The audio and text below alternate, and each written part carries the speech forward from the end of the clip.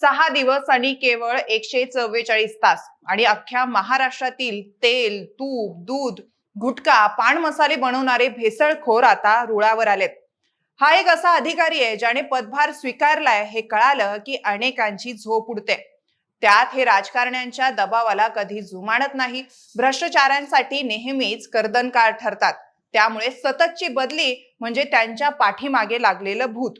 हा माणूस जेव्हा ऍक्शन मोडवर येतो तेव्हा गुन्हेगारांची पळताभुई थोडी होते हे मात्र नक्की.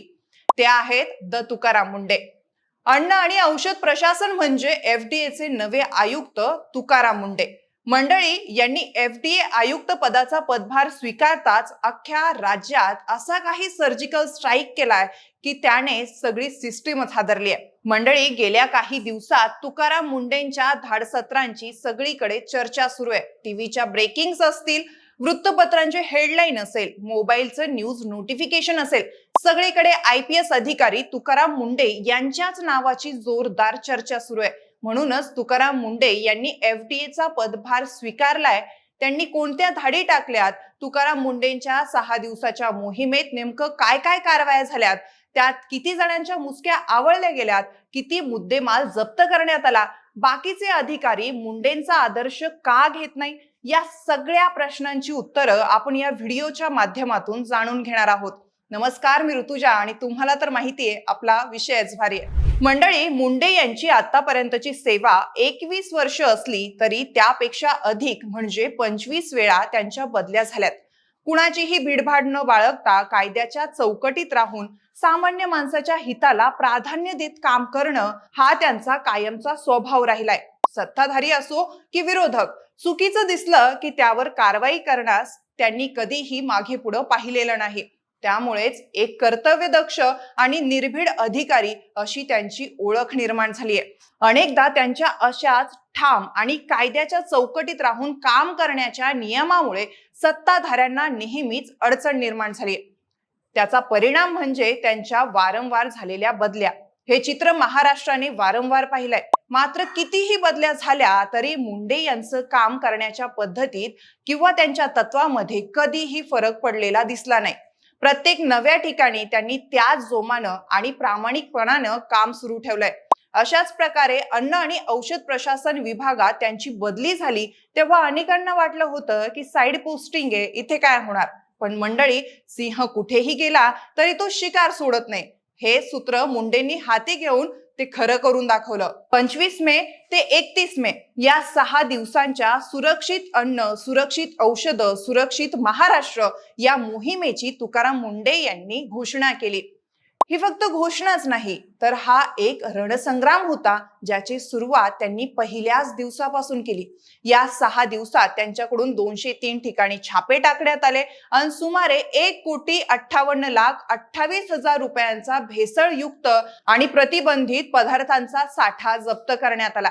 याशिवाय 102 जणांना अटक करण्यात आली असून 68 संस्थांना सील करण्यात आलंय.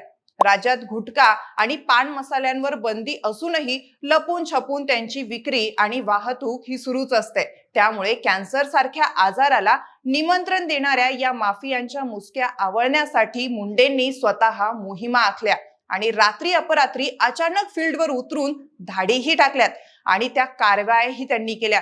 मंडळी, यासोबत मुंडे यांनी समृद्धी महामार्गावर इंदोरहून पुण्याकडे जाणाऱ्या एका संशयित वाहनाचा पाठलाग केला. त्यातून तब्बल 42,50,000 गुटखा आणि 18 लाखांचं वाहन जप्त करण्यात आलं. तसेच धुळ्याच्या सोनगीर टोल नाक्यावर पहाटे 3 वाजता संयुक्त मोहीम राबवून 23,50,000 गुटखा ट्रक सह जप्त करण्यात आला. या संपूर्ण कारवाईत एकूण 34,05,000 रुपयांचा माल जप्त करण्यात आला. त्यानंतर कोकण विभाग या मोहिमेत मुंडे यांनी तिथं तब्बल 47 संस्थांवर छापे टाकून 46 जणांना अटक केली आहे. त्याचबरोबर मुंडे यांनी मुंबई आणि पुण्यालाही सोडलं नाही. त्यात बृहमुंबईमध्ये 22 कारवाया करून 23 आरोपींना अटक केली आहे तर पुणे विभागात 13 जणांना गजाआड करण्यात आलं. मंडळी, लोकांच्या रोजच्या खाण्यापिण्यात होणारी भेसळ रोखण्यासाठी मुंडेंनी 16 जिल्ह्यांमधील 73 मोठ्या अन्न आस्थापनांची झाडाझडती घेतली. यात नेमकं काय काय सापडलं तेही आपण पाहू. मंडळी, यात खवा, दूध, दुग्धजन्य पदार्थ, तूप, खाद्यतेल, बुंदीचे लाडू, बेकरीचे पदार्थ, आईस्क्रीम, मसाल्यांचे पदार्थ, शेंगदाणा चिक्की आणि लहान मुलांची कॅन्डी अशा गोष्टींवर कारवाई करण्यात आली. आणि या कारवाईत तब्बल 90,639 किलो संशयित आणि निकृष्ट दर्जाचा अन्नसाठा जप्त करण्यात आला, ज्याची बाजारातील किंमत 1,24,00,000 रुपयांपेक्षा जास्त आहे. यासोबतच त्यांनी शेतकऱ्यांची होणारी फसवणूक ही थांबवली. कृत्रिमरित्या आणि केमिकल लावून आंबे पिकवणाऱ्यांवर कारवाई करत 29,22,000 रुपयांचे आंबे जप्त करण्यात आले. त्याचबरोबर शिरूर तालुक्यातील शिरसगाव काटा येथे जेव्हा समजलं की एफडीएचे पथक येत आहे, तेव्हा भेसळयुक्त खवा बनवणारे तब्बल 350 किलो खवा थेट शेतात फेकून पळून गेले. मंडळी, ही दहशत कायद्याची आहे. ही दहशत तुकाराम मुंडेंच्या नावाची आहे. त्यासोबतच त्यांनी कोल्हापूरमधील जयसिंगपूर इथे न्यू मेवाड परिसरात बनावट तूप तयार करण्याच्या केंद्रावर आणि अस्वच्छ आईस्क्रीम बनवणाऱ्या कारखान्यावर छापे टाकून लाखो रुपयांचा साठा जप्त केलाय. फक्त एवढंच नाही, तर आयुर्वेदाच्या आणि चमत्कारी उपायांच्या नावाखाली ग्राहकांची दिशाभूल करणाऱ्या जाहिराती आणि औषधांवर त्यांनी धडक कारवाई केली आहे. बाबा रामदेव यांच्या पतंजली समूहाशी संबंधित आणि इतर नामांकित कंपन्यांची दिशाभूल करणारी नियमबाह्य औषधं आणि जाहिरातींसाठी तब्बल 73 लाख रुपयांचा साठा एफडीएने जप्त केलाय. पुण्यातील पिंपरी चिंचवड परिसरात झालेल्या विषारी दारू कांडाचं कनेक्शन शोधत थेट भिवंडी येथील मेर रेक्स इंटरनॅशनल कंपनीवर छापा टाकला आणि तिथून तब्बल 5,929 किलो घातक मिथेनॉलचा साठा जप्त करण्यात आला. त्यानंतर मंडळी, आता येतो सगळ्यात महत्वाचा आणि कळीचा प्रश्न.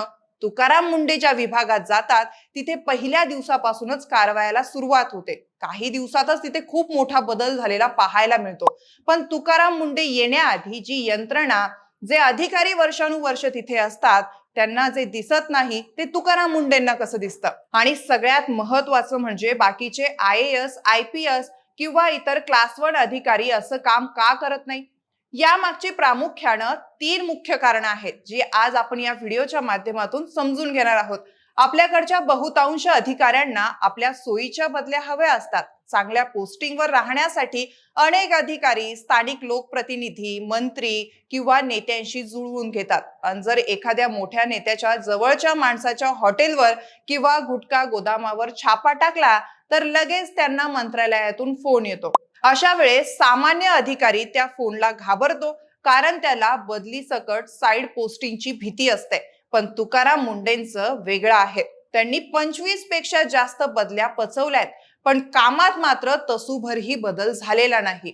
तोच रुबाब, तीच शिस्त, तेच नियम, भ्रष्टाचारांशी तडजोड नाही आणि सनदी अधिकाऱ्यांसाठी प्रामाणिकपणा हाच त्यांचा आत्मा आहे.